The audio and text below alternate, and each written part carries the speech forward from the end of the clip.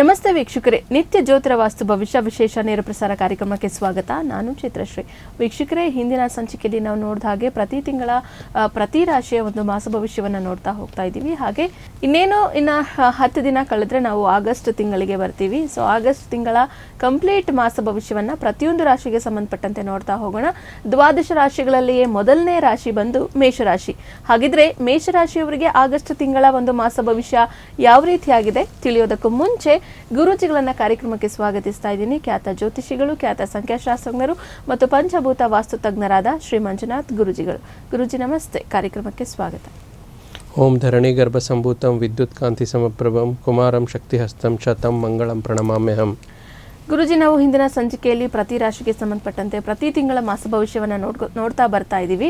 ಹಾಗೆ ಇವತ್ತಿನ ಸಂಚಿಕೆಯಲ್ಲಿ ಮೇಷರಾಶಿಗೆ ಸಂಬಂಧಪಟ್ಟಂತೆ ಮೊದಲನೇದಾಗಿ ಆಗಸ್ಟ್ ತಿಂಗಳಿನಲ್ಲಿ ನವಗ್ರಹದ ಗೋಚರ ಯಾವ ರೀತಿಯಾಗಿ ಆಗ್ತಾ ಇದೆ, ಅದರ ಒಂದು ಆಧಾರದಲ್ಲಿ ರಾಶಿಫಲ ಏನು ಹೇಳುತ್ತೆ, ಜೊತೆಗೆ ಆಗಸ್ಟ್ ತಿಂಗಳಲ್ಲಿ ಮಾಡಿಕೊಳ್ಬಹುದಾದಂತಹ ಆಚರಣೆಗಳು ಏನೇನು? ನೋಡಿ, ನಾವು ಪ್ರತಿ ಮಾಸಿಕ ಫಲದಲ್ಲಿ ಮೊದಲೇದಾಗಿ ದೊಡ್ಡ ದೊಡ್ಡ ಗ್ರಹಗಳ ಗೋಚಾರದ ಅನುಸಾರವಾಗಿ ನಾವು ಫಲಗಳನ್ನು ನೋಡ್ತಾ ಹೋಗ್ತೀವಿ.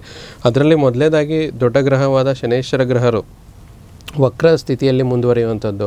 130 ದಿನಗಳ ಕಾಲ ವಕ್ರಗತಿಯಾಗಿ ಒಂದು ಮೀನರಾಶಿಯಲ್ಲೇ ಇದ್ದು ವಕ್ರಗತವಾಗಿ ಹಿಂದಿನ ರಾಶಿಯ ಫಲ ಕೊಡೋದ್ರಿಂದ ಒಂದು ಖುಷಿ ವಿಚಾರ ಏನಂದರೆ ಮೇಷರಾಶಿಯವರಿಗೆ ಪ್ರಸ್ತುತ ಏನು 7.5 ನಡೀತಾ ಇರೋದೆ ಅದರ ಒಂದು ಪ್ರಭಾವ ತಗ್ಗುತ್ತೆ. ಸೊ ಇದು ಒಂದು ಶನೇಶ್ವರ ವಕ್ರಗತಿಯ ಒಂದು ಪ್ರಭಾವ ಅಂತ ಹೇಳ್ತೀವಿ. ಇನ್ನು ಎರಡನೇ ದೊಡ್ಡ ಗ್ರಹವಾದ ಗುರು ಭಗವಾನರ ಒಂದು ವಿಚಾರದಲ್ಲಿ ಮೇಷರಾಶಿಯವರಿಗೆ ಕೊನೆಯ ಜುಲೈ ತಿಂಗಳಲ್ಲಿ ಚತುರ್ಥ ಭಾವದಲ್ಲಿ ಏನಿತ್ತು ಸುಖ ಭಾವದಲ್ಲಿ ಅದು ಹಾಗೆ ಮುಂದುವರಿಯುತ್ತೆ. ಸೊ ಈಗೇನು ಫಲಗಳು ಬರ್ತಾ ಇದೆನೋ ಅದು ಯಥಾ ಪ್ರಕಾರದಲ್ಲಿ ಮುಂದುವರಿಯುತ್ತೆ.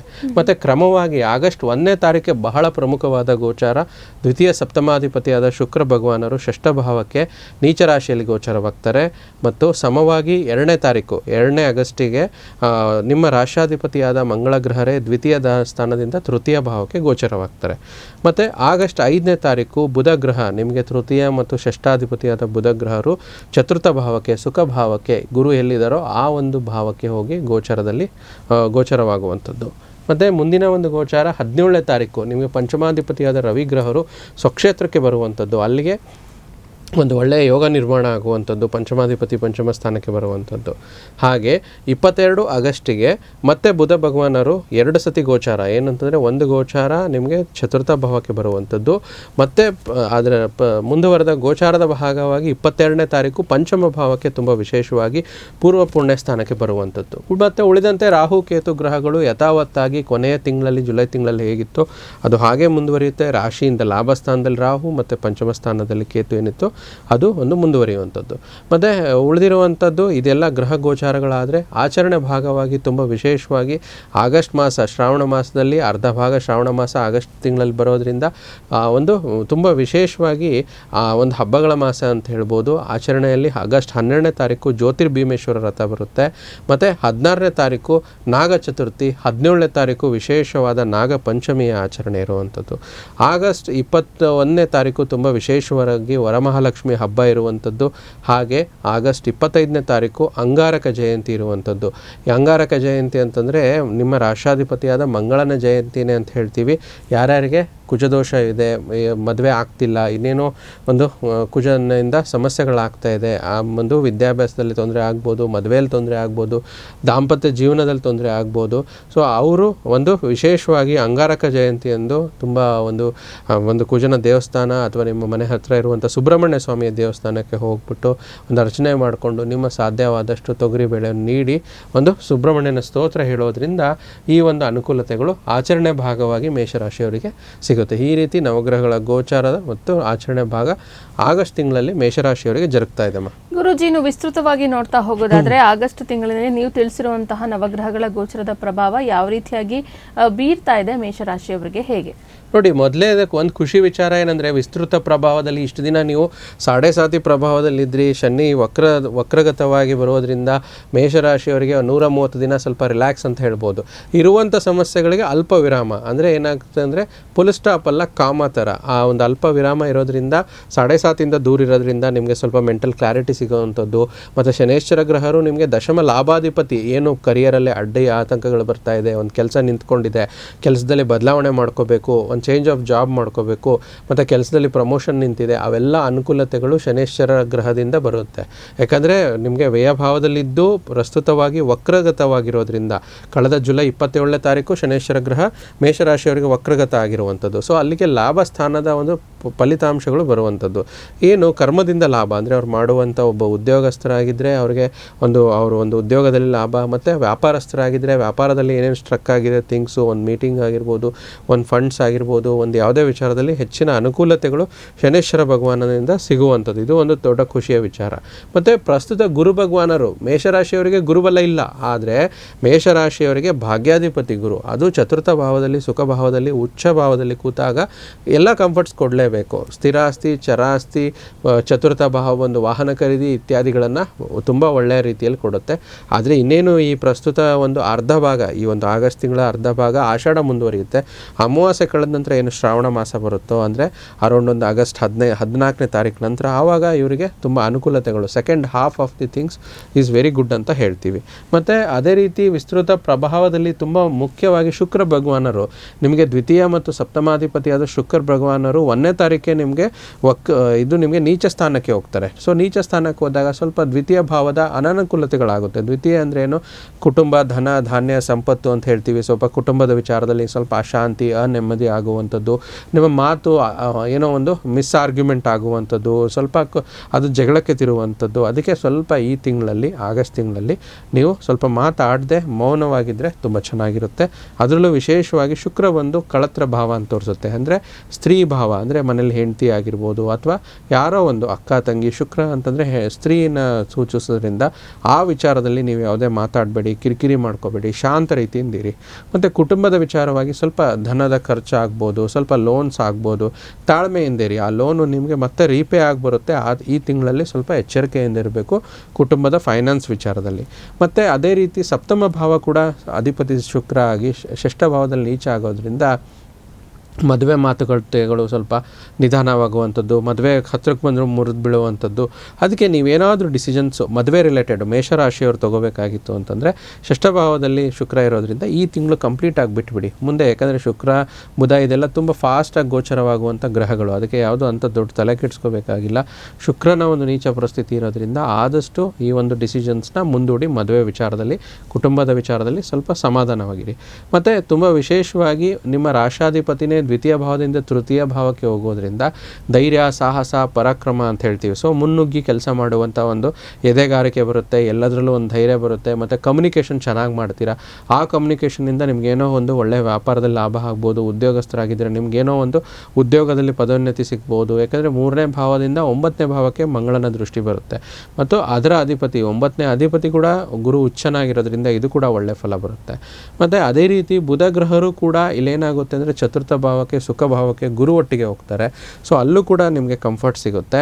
ಆದರೆ ತುಂಬ ವಿಶೇಷವಾದ ಕಂಫರ್ಟ್ ಯಾವಾಗ ಸಿಗುತ್ತೆ ಅಂದರೆ ನಿಮಗೆ 22ನೇ ತಾರೀಕು ನಂತರ ಮೇಷರಾಶಿಯವರಿಗೆ ಬುಧಾದಿತ್ಯ ಯೋಗ ಬರುತ್ತೆ. ಬುಧಾದಿತ್ಯ ಯೋಗ ಅಂತಂದರೆ ಸೂರ್ಯನ ಮನೆಗೆ ಪಂಚಮ ಭಾವಕ್ಕೆ ಸೂರ್ಯ ಭಗವಾನರು ಕೂಡ ಗೋಚರವಾಗಿ ಬುಧ ಭಗವಾನರು ಕೂಡ ಆದಾಗ ಬುಧಾದಿತ್ಯ ಯೋಗ ಆಗಿ ಒಳ್ಳೆ ಫಲಗಳು. ಬುಧಾದಿತ್ಯ ಯೋಗ ಅಂತಂದರೆ ಏನು ಒಳ್ಳೆ ಫಲಗಳಂದರೆ ಮೇಷರಾಶಿಯ ವಿದ್ಯಾರ್ಥಿಗಳಿಗೆ ತುಂಬ ಅನುಕೂಲ ಆಗುತ್ತೆ. ಮತ್ತು ಮೇಷರಾಶಿ ಸಂತಾನ ಅಪೇಕ್ಷಿತ ದಂಪತಿಗಳಿಗೆ ಅನುಕೂಲ ಆಗುತ್ತೆ. ಪಂಚಮ ಭಾವ ಅಂತಂದರೆ ಕ್ರಿಯೇಟಿವ್ ಲರ್ನಿಂಗ್ ಅಂತ ಹೇಳ್ತೀವಿ. ಯಾರು ಫೈನ್ ಆರ್ಟ್ಸ್ ಮಾಡುವಂಥವ್ರು ಮತ್ತು ಸಿನಿಮಾ ಫೀಲ್ಡಲ್ಲಿ ಇರುವಂಥವ್ರು ಮತ್ತು ಯಾರು ಕಲೆನ ನಂಬಿ ಬದುಕುವಂಥವ್ರಿಗೆ ತುಂಬ ಚೆನ್ನಾಗಿ ಅನುಕೂಲ ಆಗುತ್ತೆ. ಇದು ತುಂಬ ಒಳ್ಳೆ ರೀತಿ. ಮತ್ತು ಪಂಚಮ ಭಾವಕ್ಕೆ ಪಂಚಮಾಧಿಪತಿ ಸೂರ್ಯ ಭಗವಾನರು ಬರುವಂಥದ್ದು. ಇದು ವರ್ಷಕ್ಕೆ ಒಂದು ಸತಿ ಮೇಷರಾಶಿಯವರಿಗೆ ಬರುವಂಥದ್ದು 17ನೇ ತಾರೀಕು ನಂತರ. ಆಗಸ್ಟ್ 17ರಂತ ಸೂರ್ಯ ಬಂದ ಮೇಲೆ ನಿಮಗೆ ಆದಾಯ ಹೆಚ್ಚಾಗುವಂಥದ್ದು ಮತ್ತು ಮಕ್ಕಳ ವಿಚಾರದಲ್ಲಿ ತುಂಬ ಖುಷಿಯಾಗುವಂಥದ್ದು. ಮೇಷರಾಶಿಯವರ ಮಕ್ಕಳಿಂದ ನಿಮಗೇನೋ ಒಂದು ಅವರಿಂದ ಒಂದು ಖುಷಿ ಸಿಗುವಂಥದ್ದು, ಒಂದು ಅಭಿಮಾನ ಆಗುವಂಥದ್ದು ತುಂಬ ಚೆನ್ನಾಗಿರುತ್ತೆ. ಮತ್ತು ಯಥಾವತ್ತಾಗಿ ರಾಹು ಕೇತುಗಳು ಗೋಚಾರದಲ್ಲಿ ಲಾಭದಲ್ಲಿ ರಾಹು ಮತ್ತು ಪಂಚಮದಲ್ಲಿ ಕೇತು ಏನು ಫಲಗಳು ಕೊಡ್ತಾ ಇತ್ತು ಅದು ಮುಂದುವರಿಯುತ್ತೆ. ಈ ರೀತಿ ಒಂದು ವಿಸ್ತೃತ ಪ್ರಭಾವದಲ್ಲಿ ನಾವು ಒಂದು ಮೇಷರಾಶಿಯವರಿಗೆ ಆಗಸ್ಟ್ ತಿಂಗಳಲ್ಲಿ ನೋಡ್ಬೋದಮ್ಮ. ಗುರುಜಿನ ರಾಶಾಧಿಪತಿ ಗೋಚರ ಯಾವ ಸ್ಥಿತಿಯಲ್ಲಿ ಆಗ್ತಾ ಇರುವಂಥದ್ದು, ಎಷ್ಟು ಅನುಕೂಲತೆಗಳು, ಲಾಭಗಳನ್ನು ಮೇಷರಾಶಿಯವರು ಆಗಸ್ಟ್ ತಿಂಗಳಿನಲ್ಲಿ ಪಡೆದುಕೊಳ್ತಾ ಇದ್ದಾರೆ? ನೋಡಿ, ರಾಶಾಧಿಪತಿ ನಾನು ಅವಾಗಲೇ ತಿಳಿಸಿದೆ, ದ್ವಿತೀಯ ಭಾವದಿಂದ ತೃತೀಯ ಭಾವಕ್ಕೆ ಹೋದಾಗ ಹೆಚ್ಚಾಗಿ ಲಾಭ ತಂದುಕೊಡುವಂಥದ್ದು. ಒಂದು ಕಮ್ಯುನಿಕೇಷನ್ಸ್ ಚೆನ್ನಾಗಾಗುತ್ತೆ ಮತ್ತು ನೆರೆಹೊರೆಯವರ ಜೊತೆ ಸಂಬಂಧ ಚೆನ್ನಾಗಾಗುತ್ತೆ. ಏನೋ ಒಂದು ಮಾತುಕತೆಗಳಾಗಿ ಮನಸ್ತಾಪಗಳಿದ್ದರೆ ದೂರವಾಗುತ್ತೆ. ಮತ್ತು ಹೊಸದೊಂದು ಪ್ರಯತ್ನ ಮಾಡುವಂಥದ್ದು, ಏನೋ ಒಂದು ಡ್ರೈವಿಂಗ್ ಕಲಿಯುವಂಥದ್ದು, ಒಂದು ಸ್ವಿಮ್ಮಿಂಗ್ ಕಲಿಯುವಂಥದ್ದು, ಒಂದು ಏನೋ ಒಂದು ಕ್ರಿಯಾತ್ಮಕವಾಗಿ ಕಲಿಕೆ ಅಂತ ನಾವೇನು ಹೇಳ್ತೀವಿ, learning process will come very positive way in this month ಅಂತ ಆಗಸ್ಟ್ ಮಂತಲ್ಲಿ. ಇದು ರಾಶ್ಯಾಧಿಪತಿಯಿಂದ ಲಾಭ. ಆದರೆ ಇನ್ನು ಸಾಮಾನ್ಯ ವಿಚಾರಗಳು ಮೇಷರಾಶಿಯವರಿಗೆ ನೋಡಬೇಕಂದ್ರೆ ಈ ಒಂದು ತಿಂಗಳಿನಲ್ಲಿ ಅನಿರೀಕ್ಷಿತ ಪ್ರಯಾಣ, ಕುಟುಂಬದಲ್ಲಿ ಸಣ್ಣ ಪುಟ್ಟ ಏನೋ ವ್ಯಾಜ್ಯಗಳಿದ್ರೂ ನೆಮ್ಮದಿ ವಾತಾವರಣ ನಿರ್ಮಾಣವಾಗುತ್ತೆ. ನಿಧಾನವಾಗಾದರೂ ಸರಿ ನಿರ್ಮಾಣವಾಗುವಂಥದ್ದು ನೆಮ್ಮದಿ ವಾತಾವರಣ. ಯಾವುದೇ ಮಾತುಗಳನ್ನು ನೇರವಾಗಿ ತೆಗೆದುಕೊಡಬೇಡಿ, ಮನಸ್ಸಿಗೆ ಹಚ್ಕೋಬೇಡಿ, ಸಮಚಿತ್ತದಿಂದ ಇರಿ, ನಿಧಾನವಾಗಿ ಪ್ರತಿಕ್ರಿಯಿಸಿ, ಒಳ್ಳೆಯದಾಗುತ್ತೆ. ಮತ್ತು ಬಂಧುಗಳ ಆಗಮನದಿಂದ ಶುಭ ತರುವಂಥದ್ದು, ವ್ಯಾಪಾರದಲ್ಲಿ ತುಂಬ ಲಾಭ ಇರುತ್ತೆ. ವಿಶೇಷವಾಗಿ ನಮ್ಮ ಅನ್ನದಾತರು, ರೈತರಿಗೆ, ಕೃಷಿಕರಿಗೆ ತೃಪ್ತಿದಾಯಕವಾಗಿರುವಂಥದ್ದು ಒಂದು ಒಳ್ಳೆಯ ಮೃಷ್ಟಾಂಗ ಭೋಜನ. ಅದರಲ್ಲೂ ವಿಶೇಷವಾಗಿ ಸೂರ್ಯ ಪಂಚಮಾಧಿಪತಿ ಪಂಚಮ ಸ್ಥಾನಕ್ಕೆ ಬರೋದ್ರಿಂದ ರಾಜಕೀಯದಲ್ಲಿರೋರಿಗೆ, ಮೇಷರಾಶಿಯವರಿಗೆ ತುಂಬ ಒಳ್ಳೆಯ ಒಂದು ಮನ್ನಣೆ ಸಿಗುತ್ತೆ. ಅತ್ಯಂತ ಈ ಎಲ್ಲ ಒಂದು ವಿಚಾರದಲ್ಲಿ ಜಯಪ್ರಾಪ್ತಿಯಾಗುತ್ತೆ. ಆರೋಗ್ಯದಲ್ಲಿ ಒಂದು ವೃದ್ಧಿ, ಸ್ತ್ರೀಯರಿಗೆ ಒಳ್ಳೆಯ ಲಾಭ. ಅದು ಯಾರು ಸ್ತ್ರೀ ಉದ್ಯಮ ಮಾಡ್ಕೊಂಡಿದ್ದಾರೋ ಅವರಿಗೆ, ಸ್ತ್ರೀ ಸಂಘಟನೆಗಳಿಗೆ ಒಳ್ಳೆಯ ಅವಕಾಶ ಲಭಿಸುತ್ತೆ. ಮತ್ತು ಆಸ್ತಿಕರಿಗೆ ಒಂದು ಒಳ್ಳೆಯ ಲಾಭ ಆಗಸ್ಟ್ 22 ನಂತರ ಉತ್ತಮವಾಗುತ್ತೆ. ಷೇರು ವ್ಯವಹಾರಗಳಲ್ಲಿ ಸ್ವಲ್ಪ ನಷ್ಟವಾಗುವ ಸಾಧ್ಯತೆ, ಅದಕ್ಕೆ ಇನ್ವೆಸ್ಟ್ಮೆಂಟ್ ರಿಗಾರ್ಡಿಂಗ್ ಶೇರ್ ಸ್ವಲ್ಪ ಹುಷಾರಾಗಿರಬೇಕು, ಅತ್ಯಂತ ಜಾಗೃತೆ ವಹಿಸಬೇಕು. ಮತ್ತು ಜಾತಕಸ್ಥರಿಗೆ ನಿಜವಾದ ಗುರುಬಲ ಇಲ್ಲ ಮೇಷರಾಶಿಯವರಿಗೆ, ಆದರೂ ಕೂಡ ಚತುರ್ಥ ಸುಖಾಧಿಪತಿಯಾಗಿ ಒಳ್ಳೆ ಫಲ ಕೊಡ್ತಾರೆ. ಸ್ವಲ್ಪ ಎಚ್ಚರಿಕೆ ಇರಬೇಕಾಗಿರುವಂಥದ್ದು ತಾಯಿ ಆರೋಗ್ಯದ ಬಗ್ಗೆ ಸ್ವಲ್ಪ ಗಮನ ಕೊಡಬೇಕು. ಯಾಕಂದರೆ ಷಷ್ಠಾಧಿಪತಿ ಚತುರ್ಥ ಭಾವಕ್ಕೆ ಬಂದಾಗ ಸ್ವಲ್ಪ ಏರುಪೇರಾಗುವಂಥದ್ದು, ಮತ್ತು ಸ್ವಲ್ಪ ಸಣ್ಣ ಪ್ರಮಾಣದ ಶತ್ರುಬಾಧೆ, ಸಾಲಬಾಧೆ ಸಿಗುವಂಥದ್ದು. ಆದರೆ ಶುಕ್ರನ ಗೋಚಾರ ತದನಂತರ ಮುಂದಿನ ಭಾಗದಲ್ಲಿ ಪಂಚಮ ಸ್ಥಾನದಲ್ಲಿ ಸೂರ್ಯ ಬರೋದ್ರಿಂದ ಆಕಸ್ಮಿಕ ಧನಲಾಭ ಆಗುವಂಥದ್ದು. ದೀರ್ಘಕಾಲ ಸಮಸ್ಯೆಗಳು ಈ ತಿಂಗಳು ಪರಿಹಾರ ಹುಡುಕ್ತೀರಾ. ಕುಟುಂಬದಲ್ಲಿ ಹೆಚ್ಚು ಸೌಖ್ಯವನ್ನು ಕಾಣ್ತೀರಾ. ವಿಶೇಷವಾಗಿ ವಿದ್ಯಾರ್ಥಿಗಳಿಗೆ ಅನುಕೂಲವಾದ ಮಾಸವಾಗಿರುತ್ತೆ. 17ನೇ ತಾರೀಕು ಸ್ವಕ್ಷೇತ್ರ ಸೂರ್ಯ ಬಂದ ಮೇಲೆ ಅನುಕೂಲತೆಗಳು ಹೆಚ್ಚಾಗುತ್ತೆ. ಯಾವ ವಿಚಾರದಲ್ಲಿ? ಮೇಷರಾಶಿ ವಿದ್ಯಾರ್ಥಿಗಳಲ್ಲಿ.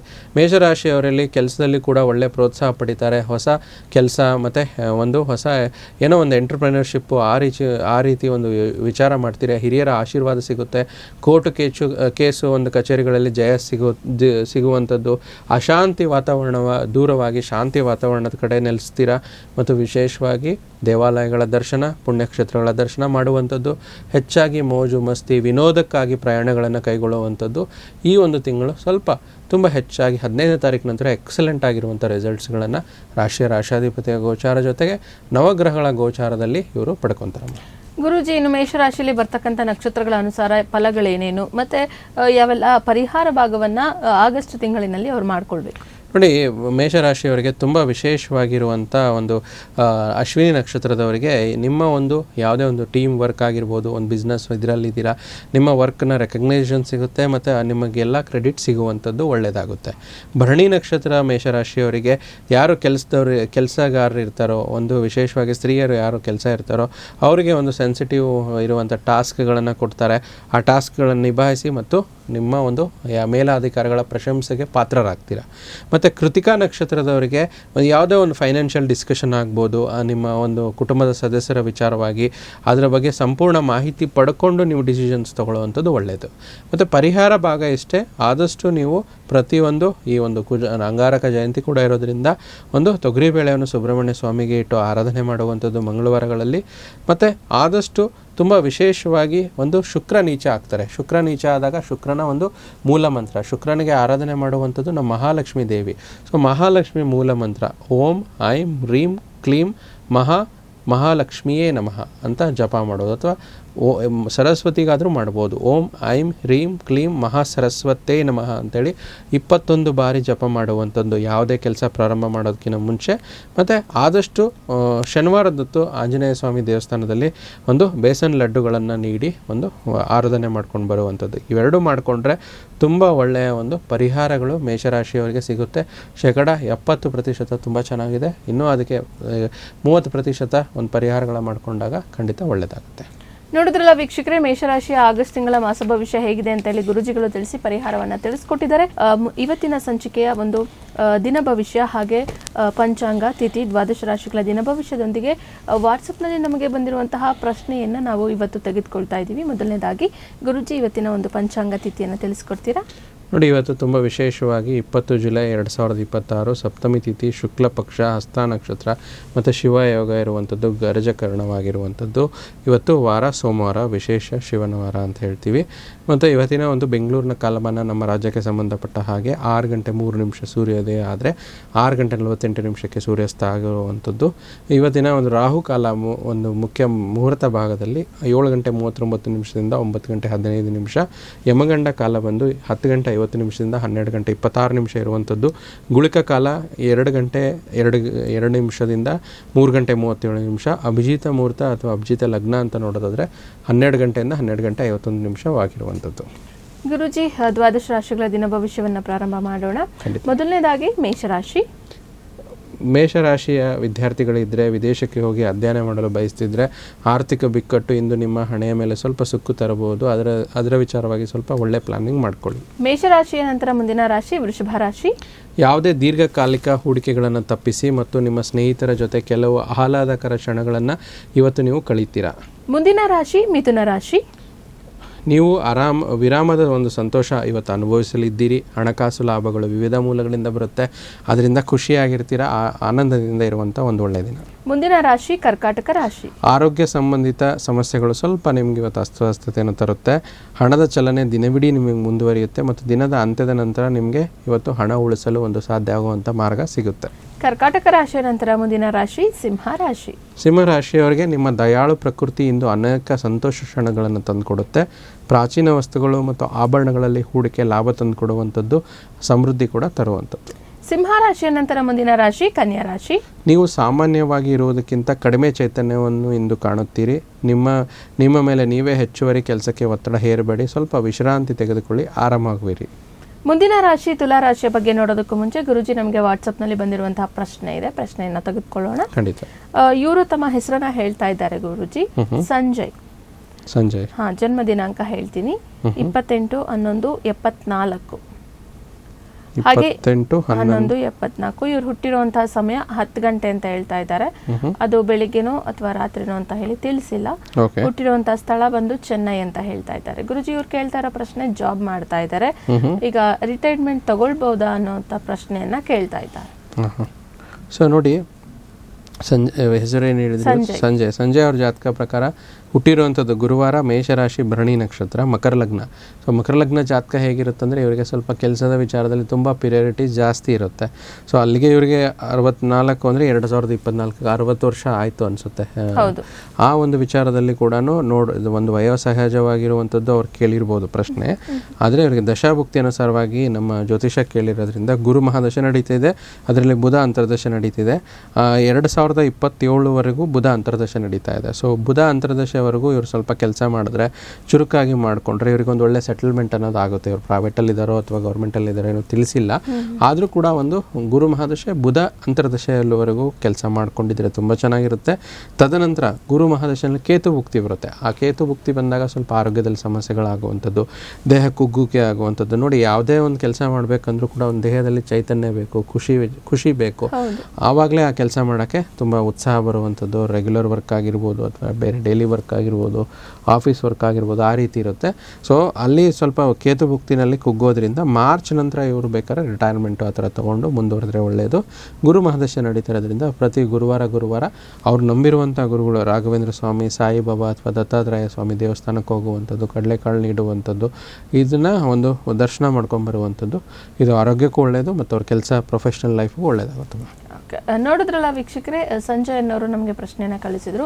ಸಂಜಯ್ ಅವರೇ, ಇವತ್ತಿನ ಒಂದು ಸಂಚಿಕೆಯನ್ನು ನೀವು ವೀಕ್ಷಿಸಿದರೆ ಗುರುಜಿಗಳು ತಿಳಿಸಿರುವಂಥ ಪರಿಹಾರವನ್ನು ಮಾಡ್ಕೊಳ್ಳಿ. ವೀಕ್ಷಕರೇ, ನೀವು ಸಹ ಇದೇ ರೀತಿ ಪ್ರಶ್ನೆಯನ್ನು ಕಳಿಸಬೇಕು ಅಂದರೆ ಸ್ಕ್ರೀನ್ ಮೇಲೆ ಡಿಸ್ಪ್ಲೇ ಆಗ್ತಾ ಇದೆ ವಾಟ್ಸಪ್ ನಂಬರ್, ಆ ನಂಬರ್ಗೆ ನೀವು ನಮಗೆ ಪ್ರಶ್ನೆಯನ್ನು ಕಳಿಸ್ಕೊಟ್ರೆ ಗುರುಜಿಗಳು ಉತ್ತರವನ್ನು ನೀಡ್ತಾರೆ. ಗುರುಜಿ, ನಾವು ಕನ್ಯಾ ರಾಶಿಯವರಿಗೆ ನೋಡಿದ್ವಿ, ತುಲಾ ರಾಶಿಯಿಂದ ಮುಂದುವರಿಸೋಣ. ತುಲಾ ರಾಶಿಯವರಿಗೆ ಇವತ್ತಿನ ದಿನ ಭವಿಷ್ಯ ಏನಿದೆ? ತುಲಾರಾಶಿಯವರು ದೈಹಿಕ ಅನಾರೋಗ್ಯದಿಂದ ಇವತ್ತು ಚೇತರಿಸಿಕೊಳ್ಳುವಂಥ ಎಲ್ಲ ಸಾಧ್ಯತೆಗಳಿದೆ. ವಿದೇಶ ಸಂಪರ್ಕಗಳನ್ನು ಹೊಂದಿರುವ ವ್ಯಾಪಾರಿಗಳಿಗೆ ಇಂದು ಹಣದ ನಷ್ಟವಾಗುವ ಸಾಧ್ಯತೆ ಇದೆ. ಅದಕ್ಕೆ ಎಚ್ಚರಿಕೆಯಿಂದ ಟ್ರಾನ್ಸಾಕ್ಷನ್ ಮಾಡಿ ಅಂತ ತಿಳಿಸ್ತಾ ಇದ್ದೀನಿ. ತುಲಾ ರಾಶಿಯ ನಂತರ ಮುಂದಿನ ರಾಶಿ ವೃಶ್ಚಿಕ ರಾಶಿ. ನೀವು ಇಂದಿನ ದಿನವನ್ನು ಉತ್ತಮಗೊಳಿಸಲು ಕಳೆದ ದಿನಗಳಲ್ಲಿ ಹಣವನ್ನು ಸ್ವಲ್ಪ ಹೂಡಿಕೆ ಮಾಡಿದರೆ ಅದರ ಪ್ರಯೋಜನ ಇಂದು ನೀವು ಪಡೆಯುತ್ತೀರಾ. ವೃಶ್ಚಿಕ ರಾಶಿಯ ನಂತರ ಮುಂದಿನ ರಾಶಿ ಧನುರ್ ರಾಶಿ. ಬಿಡುವಿರದ ಕಾರ್ಯಕ್ರಮದ ಹೊರತಾಗಿಯೂ ಕೂಡ ಆರೋಗ್ಯ ನಿಮಗೆ ಚೆನ್ನಾಗಿರುತ್ತೆ. ತೀರಾ ಖರ್ಚು ಕಡಿಮೆ ಮಾಡುವ ಮತ್ತು ಮನೋರಂಜನೆಗೆ ತುಂಬ ತುಂಬ ಖರ್ಚು ಮಾಡುವ ಪ್ರವೃತ್ತಿಗೆ ಸ್ವಲ್ಪ ಕಡಿವಾಣ ಹಾಕಿ ಅದರಿಂದ ಹಣದ ಉಳಿತಾಯ ಮೂಲ ನಿಮಗೆ ಸಿಗುತ್ತೆ. ಮಕರ ರಾಶಿಯವರಿಗೆ ಇವತ್ತಿನ ದಿನ ಭವಿಷ್ಯ ಏನಿದೆ ನೋಡೋಣ. ಅನಂತ ಜೀವನದ ಉತ್ಕೃಷ್ಟ ವೈಭವವನ್ನು ಆನಂದಿಸಲು ನಿಮ್ಮ ಜೀವನ ಹೆಚ್ಚಾಗಿ ಇವತ್ತು ಭವ್ಯಗೊಳಿಸುವಂಥ ಒಳ್ಳೆಯ ದಿನ. ಚಿಂತೆ ಅನುಪಸ್ಥಿತಿ ಈ ದಿಕ್ಕಿನಲ್ಲಿ ಮೊದಲ ಹೆಜ್ಜೆ ಅಂತ ಹೇಳ್ತೀವಿ. ನೀವು ಚಿಂತೆ ಮಾಡಿ ಅದರ ಪ್ರಕಾರ ಪ್ಲ್ಯಾನ್ ಮಾಡಿಕೊಂಡ್ರೆ ದಿನ ತುಂಬ ಎಕ್ಸಲೆಂಟ್ ಆಗಿರುವಂಥದ್ದು. ಮುಂದಿನ ರಾಶಿ ಕುಂಭರಾಶಿ. ಇತರರ ವಿರುದ್ಧ ಒಂದು ದ್ವೇಷಕಾರದ ಒಂದು ಮಾನಸಿಕ ಒತ್ತಡ ನಿಮಗೆ ನೀಡುವಂಥದ್ದು, ಇವುಗಳನ್ನು ಸ್ವಲ್ಪ ನೀವು ಇದರಲ್ಲಿ ನೀವು ಜೀವನ ವ್ಯರ್ಥಗೊಳಿಸುವ ಬದಲು ನಿಮ್ಮ ಸಾಮರ್ಥ್ಯವನ್ನು ಗುರುತಿಸಿಕೊಂಡು ನಿಮ್ಮ ಆಲೋಚನೆಗಳನ್ನು ವಿಚಾರದಲ್ಲಿ ಮುಂದೂಡಿದ್ರೆ ದಿನ ಚೆನ್ನಾಗಿರುತ್ತೆ. ಮುಂದಿನ ಹಾಗೂ ಕೊನೆಯ ರಾಶಿ ಮೀನರಾಶಿ. ಇಂದು ಮನೆಯಿಂದ ಹೊರಗಡೆ ಹೊರಡಬೇಕಾದ್ರೆ ಹಿರಿಯರ ಆಶೀರ್ವಾದವನ್ನು ತೆಗೆದುಕೊಂಡು ಹೋಗಿ, ಇದರಿಂದ ನಿಮಗೆ ಹೆಚ್ಚಿನ ಆರ್ಥಿಕ ಹಣದ ಲಾಭವಾಗುವಂಥದ್ದು. ಇಲ್ಲಿಗೆ ದ್ವಾದಶ ರಾಶಿಗಳ ದಿನ ಭವಿಷ್ಯ ಮುಕ್ತಾಯವಾಗಿದೆ. ವಾಟ್ಸಪ್ನಲ್ಲಿ ಬಂದಿರುವಂತಹ ಪ್ರಶ್ನಾ ಸಮಯ ಭಾಗದಲ್ಲಿ ಈಗ ಮತ್ತೊಂದು ತೆಗೆದುಕೊಳ್ಳೋಣ ಗುರುಜಿ. ಖಂಡಿತ. ಇವರು ತಮ್ಮ ಹೆಸರನ್ನ ಹೇಳ್ತಾ ಇದ್ದಾರೆ, ರೀಮಾ. ಜನ್ಮ ದಿನಾಂಕ ಹೇಳ ಗುರುಜಿ. ಓಕೆ. 29/3/77. 29/3/77. ಹಾಗೆ ಜನ್ಮ ಸಮಯ ಬಂದು 1 ಗಂಟೆ 15 ನಿಮಿಷ PM ಹುಟ್ಟಿರುವಂತಹ ಸ್ಥಳ ಬ್ಯಾಂಗ್ಳೂರ್. ಇವ್ರು ಕೇಳ್ತಾ ಇರೋ ಪ್ರಶ್ನೆ, ಆರೋಗ್ಯದಲ್ಲಿ ವ್ಯತ್ಯಾಸ. ಪದೇ ಪದೇ ನನ್ನ ಆರೋಗ್ಯ ಸರಿ ಹೋಗ್ತಾ ಇಲ್ಲ. ಆ್ಯಕ್ಚುಲಿ ಹಿಂದೆ ಏನಾದ್ರು ಒಂದು ಸಮಸ್ಯೆ ಕಾಣಿಸ್ಕೋತಾನೆ ಇದೆ. ಸೊ ಇದಕ್ಕೆ ಪರಿಹಾರ ನಾನು ಏನು ಮಾಡ್ಕೊಳ್ಬೇಕು ಅಂತ ಹೇಳಿ ಕೇಳ್ತಾ ಇದ್ದಾರೆ.